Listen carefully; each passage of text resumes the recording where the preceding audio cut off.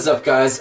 Just here, coming to you with a unfortunate video. This is part 2 to one of my old videos I've done, and I was really hoping I wasn't going to make a part 2 to this segment, or that it would become a segment at all, really. The video I'm referring to is Cards That Ruin Yu-Gi-Oh! Now, I was hoping that we would only have, one video of just a couple annoying archetype-specific floodgate cards that were pissing the game off, but now we have more, and they're getting fucking worse, and you guys know the drill. So the last video was about archetype-specific floodgates. This video of Cards That Ruin Yu-Gi-Oh! Will be about Degenerate generic support. Something that we're seeing a lot of, and something that will just fuck up this game and make it so much more complicated and not fun to play. In this video, we're going to be talking about 3 cards. One that's just been released, one that's just been announced, and one that was announced a couple weeks ago. The first one that was announced a couple weeks ago is Judgment Scales, a trap card coming out in, I believe, Clash of Rebellions. Judgment Scales is a normal trap card that says, if your opponent controls more than the total number of cards in your hand and your side of the field, draw cards equal to your current card deficit. You can only activate 1 Judgment of Scales once per turn. Now, this card fits well in a lot of decks, one of my favorites being Chainburn, but I'm still not happy that this card is coming to the TCG. Now, some people are happy about this card. They think it's really good against Teller Knights because they have tons of back row and they're able to build these huge boards of monsters with just 1 or 2 cards. So people think it's going to be great combating against that deck, but I'm really not happy about the amount of decks that could totally abuse this card. I think it's going to go to 1 very quickly, just like One Day of Peace did. Similar to One Day of Peace, this is a card that can be splashed into a bunch of Degenerate decks. Now, there are a ton of Degenerate decks that just make huge plays and just exhaust all of their resources. Decks like 6 Samurais, which put a bunch of monsters on the board and say, okay, can you break my field? If yes, that's great. If not, then I pretty much win. And the thing about 6 Sams is you exhaust all your resources to put these huge monsters, and you're left with little to no hand or field advantage. But with that trade-off, A, your opponent had that opportunity to make a pushback, because if they broke your board, then hey, you just exhausted all your resources for an amazing play, sucks for you.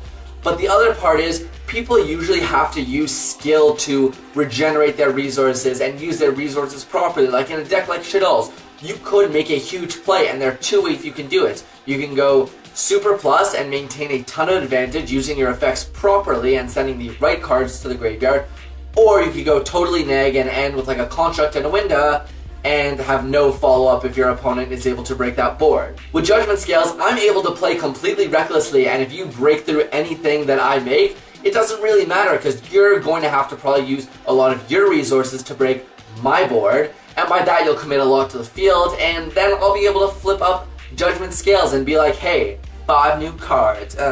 Same thing with decks like Chainburn. The problem is, we didn't have enough consistency or speed in that deck, but now I can flip like Just Desserts, Ceasefire, Secret Barrel, and Chain Strike. Let that resolve, have no cards in hand or in field, and just flip 1 Judgment Scale. No skill needed. The next card is the card I probably hate the most, more than Nodin, which is the 3rd card I will be talking about. But this is a generic rank 4 Teller Knight monster that was released in the latest set, Cross Souls. It's called Teller Knight Ptolemaeus, I don't really know how to pronounce it. And its effect says, during either player's turn, once per chain, you can detach 3 materials from this card, special summon from your extra deck 1 monster that is 1 rank higher from this card, except a number monster, by using this face-up card you control as XYZ material. You can detach 7 XYZ materials from this card, skip your opponent's next turn. During each player's battle phase, you can attach 1 Stellar Knight monster from your extra deck to this card as material. So this card, Konami, I think, really fucked up on it. My prediction for this card is it's going to see a ton of abuse at Columbus, because it pretty much allows almost every fucking deck to overlay for Constellar Knight Diamond, which, if you're not familiar, is an archetype-specific floodgate card, or sorry, was an archetype-specific floodgate card, because now every fucking deck that has 2 or more rank level 4s, which, a lot of fucking decks play level 4s, can make this. It should also be noted that it also makes Teller Knights more deadly. They're now able to go for a diamond first turn without having to wait for some graveyard setup or for like a big end phase Vega and call the Haunted play. They could just Altair or Vega and just special summon 2, and it's just so fucking easy now. The most deadly part about this card that, thank God, we don't have to deal with yet, but if you haven't noticed, there are some pretty broken rank 5s up there, which is the one rank higher than the rank 4 Teller Knight.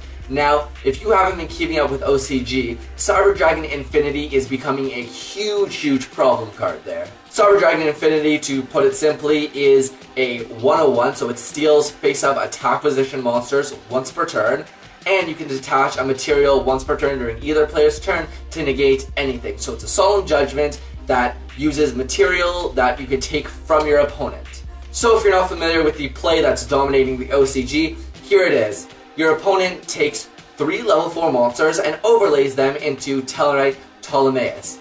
Then they use the effect to detach 3 and overlay Cyber Dragon Nova, and then they attach on top Cyber Dragon Infinity. So now, with just 3 level 4 monsters, you are able to make a Solemn Judgment that's generic, and that can be used twice, and can take your opponent's card and could be used twice, once during your turn, once your opponent's turn, whatever the fuck you want. And so that's the second problem we're going to have to deal with. I think we're going to be dealing with this problem very soon. I think after Columbus, people are going to realize how abusable this card is. Fucking Utopia deck, battling boxers, any level 4 deck can just make Diamond now, and that just shits on Shaddolls with no mercy. The third and final card that you guys most likely know about and has been discussed a ton ever since its basic announcement in Korea. That card is now, as we know it, Elder Entity Norden, the new fusion that's just going to... I don't know what the fuck it's going to do at this point. Elder Entity Norton, if you're not familiar with it, is a level 4 fusion, which means it's an instant fusion target, and it says when it's special summoned by any means, target 1 level 4 monster in your graveyard and special summon it. So yeah, these are just cards that can be splashed into any deck.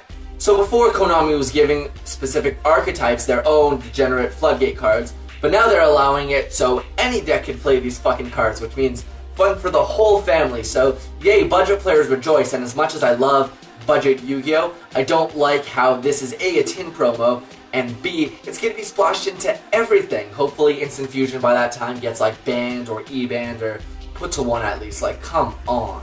But that's just my view on these 3 cards. Let me know what you guys think of these cards in the comments down below. While you're down though, don't forget to give this video a thumbs up and subscribe if you haven't. Just do whatever you do to support the channel you hopefully love. So with that being said, thank you guys for tuning in. I will see you guys next time.